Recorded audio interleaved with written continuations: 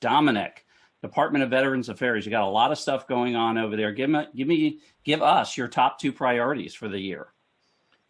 Yeah, hey, a lot of priorities, but I'll focus on one or two. The secretary, our new secretary, Dennis McDonough, one of his top priorities that he mentioned during his testimony on the Hill was fighting the pandemic. And many of you might know, VA has what we call a fourth mission, and that is to be the backup healthcare system for the United States if our hospitals are overwhelmed.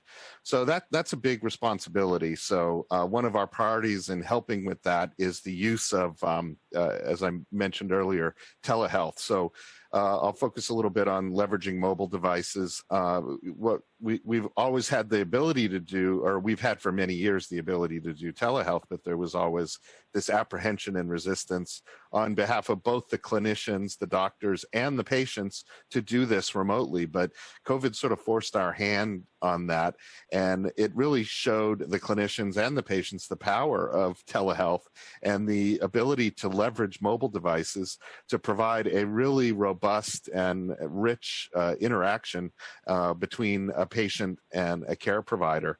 So, you know, as I've mentioned, we've really beefed up our numbers on mobile devices and the applications that run on them so that we can have this rich environment. What we'd like to do is pair that with an increase in wearables. Those are the devices that people wear that feed health information like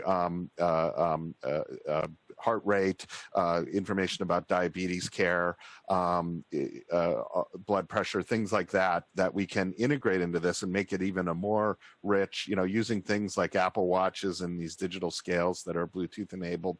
You know, it'll really give that continuity of care to doctors. And if I had to mention a second one, I'll mention the leveraging of data. As was mentioned earlier by Rob and Heidi, you know, there's vast treasure troves of data out there in government. So we're going to be focusing on things that we can do to really get that data working for our veterans.